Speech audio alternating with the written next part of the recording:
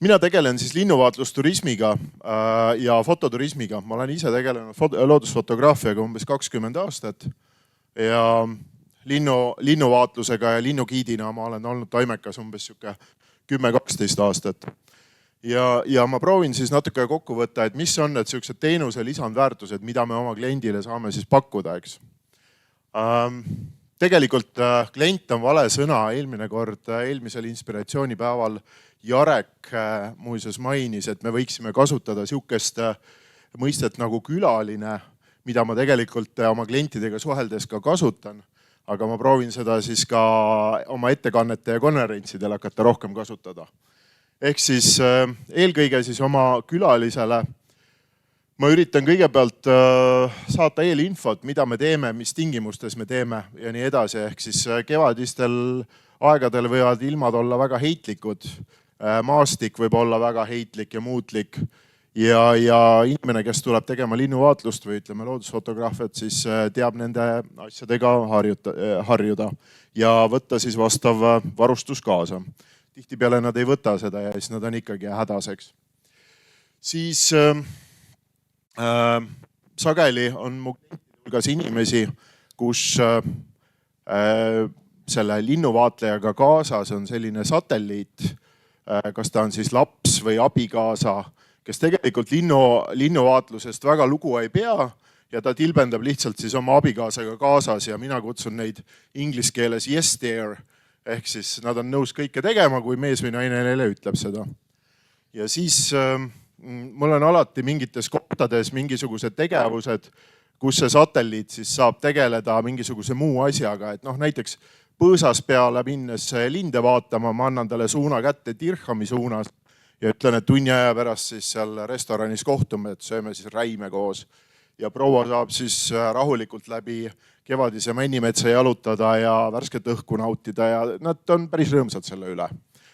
Hullem lugu on siis, kui laps on kaasas ja kui see laps on alla 10 aasta, siis ta on rahutu ja püsib paigal, et siis tuleb lapsele ka mingeid tegevusi leida.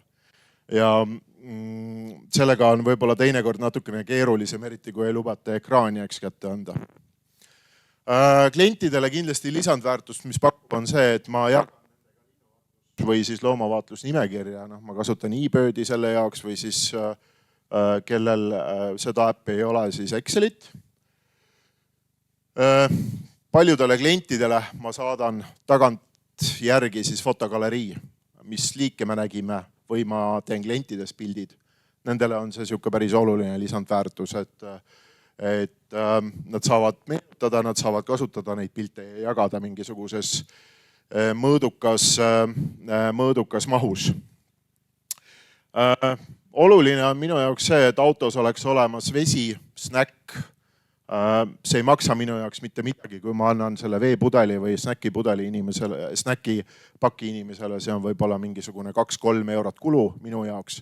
Ma ei küsi neilt raha selle eest, aga nende jaoks on see väga meeldiv üllatus, kui nad saavad selle, ilma et neilt midagi küsitakse, sest reeglina lääne inimene on harjunud sellega, et iga liigutuse eest tuleb ju maksta.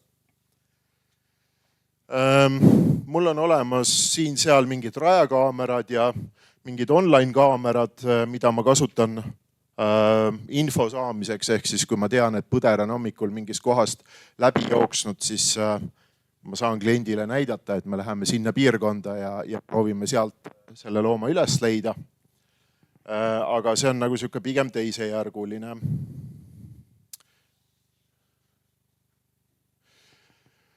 Lisavarustus. Ilmselge, et binoklid, torud, kõik, kes tegelevad selle valdkonnaga, on autos olemas, eks.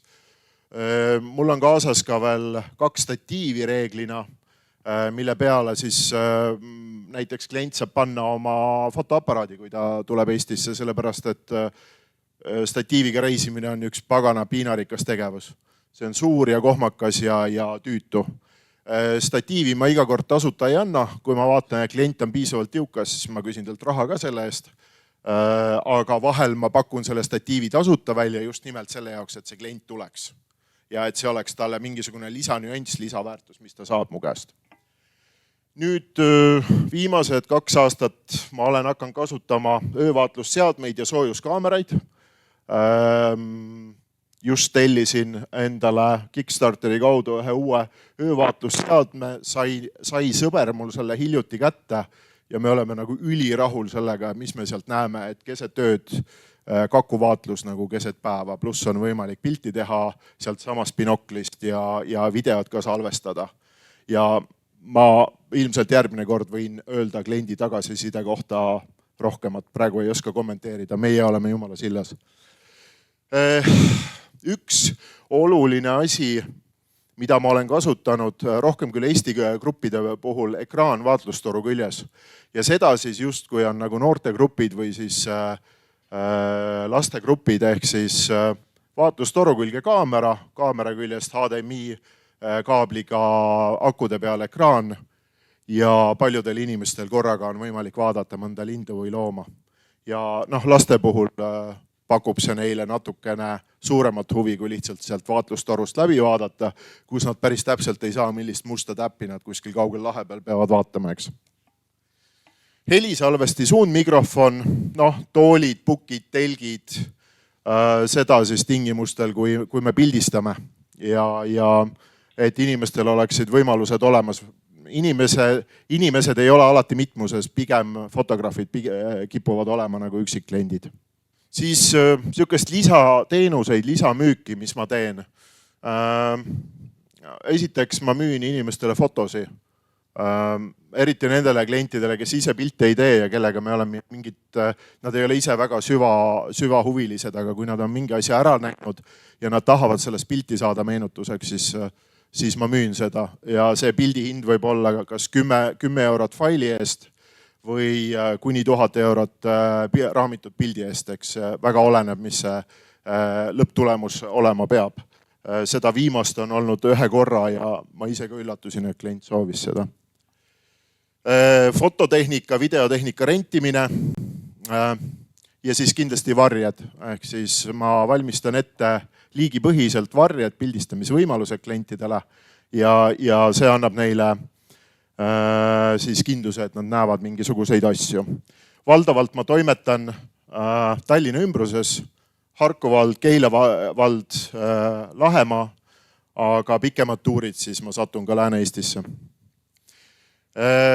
Lisaks sellele loodusnähtuste fotografeerimine ja ma püüan siis inimestele teha ka koolitust selles osas, et kui ma näen, et ta on pildistamisega hädas või ta ei oska mingit kindlat asja objekti pildistada, siis ma aitan siis tal saada korralik pilt sellest objektist. Lisaks sellele ma aeg-ajalt teen sihukest asja, et kui ma mõne fotograafiga olen pikemat aega metsas, siis ma võtan muu hulgas kaasa vana filmikaamera, annan neile kätte, kus on film sees ja ütlen, et tee nüüd sellega ka pilti ja siis saadan neile hiljem tulemused järgi, et see on päris sihuke lõbus ettevõtmine, sest me oleme digiga kõik harjunud, aga kui sul antakse kätte kaamera ja sa päris täpselt ei mäleta, kuidas see kõik käsitsi käis ja sul on ainult 24 kaadrit ja häbisse ka ei taha jääda, siis peab inimene pingutama hakkama ja mõtlema ka.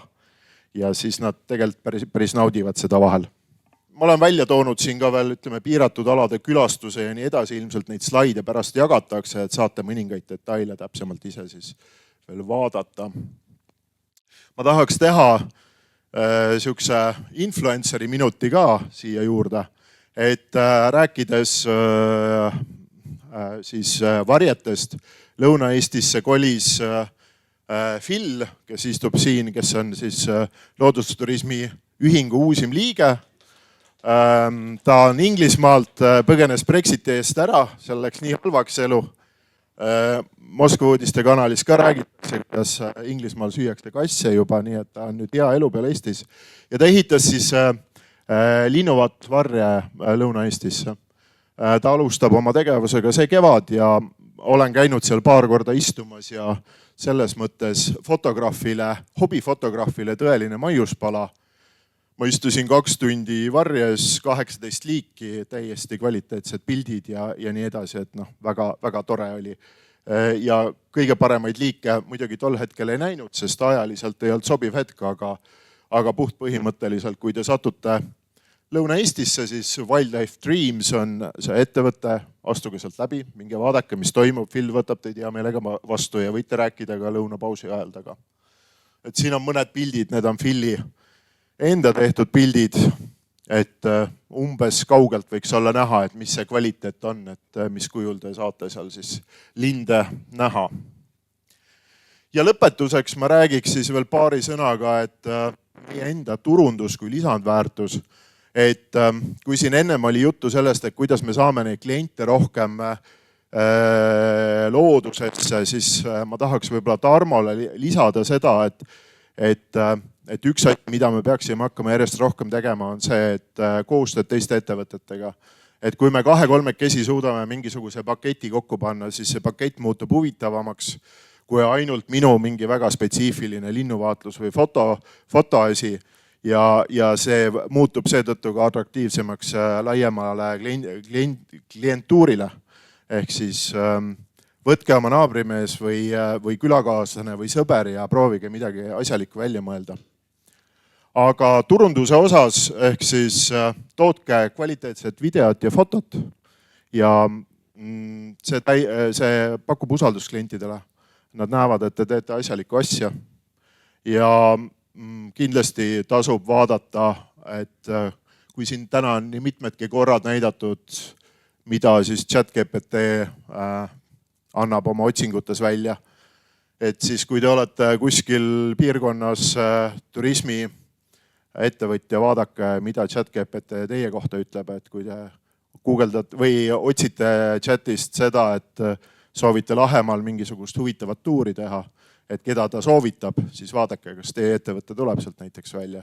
Ja kui tuleb, siis mis kujul ta tuleb välja. Ehk siis proovige ennast ka tehisintellekti jaoks atraktiivsemaks teha.